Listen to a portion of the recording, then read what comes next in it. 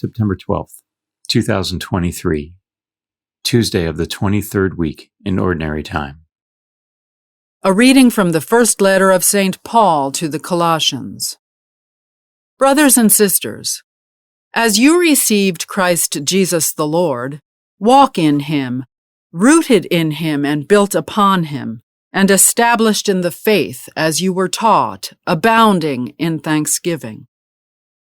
See to it that no one captivate you with an empty, seductive philosophy, according to the tradition of men, according to the elemental powers of the world, and not according to Christ.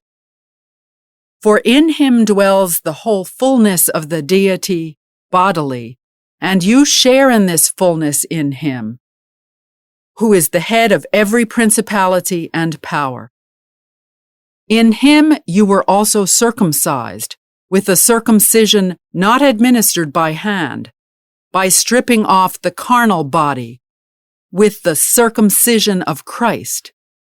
You were buried with him in baptism, in which you were also raised with him through faith in the power of God, who raised him from the dead.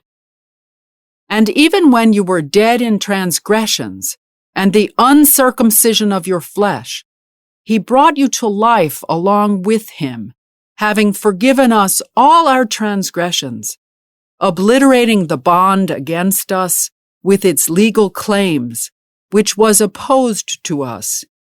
He also removed it from our midst, nailing it to the cross. Despoiling the principalities and the powers, he made a public spectacle of them, leading them away in triumph by it. The word of the Lord. The responsorial psalm.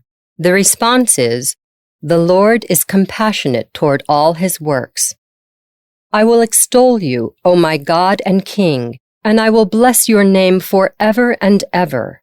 Every day will I bless you, and I will praise your name forever and ever. The Lord is compassionate toward all his works. The Lord is gracious and merciful, slow to anger, and of great kindness. The Lord is good to all and compassionate toward all his works. The Lord is compassionate toward all his works.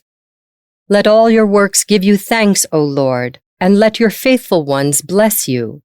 Let them discourse of the glory of your kingdom and speak of your might. The Lord is compassionate toward all his works. A reading from the Holy Gospel according to Luke. Jesus departed to the mountain to pray, and he spent the night in prayer to God.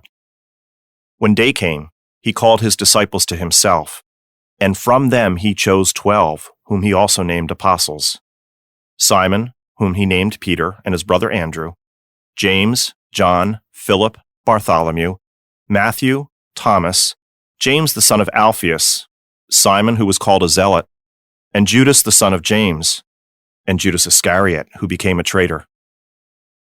And he came down with them and stood on a stretch of level ground. A great crowd of his disciples, and a large number of the people from all Judea and Jerusalem, and the coastal region of Tyre and Sidon, came to hear him, and to be healed of their diseases. And even those who were tormented by unclean spirits were cured. Everyone in the crowd sought to touch him, because power came forth from him and healed them all. The Gospel of the Lord.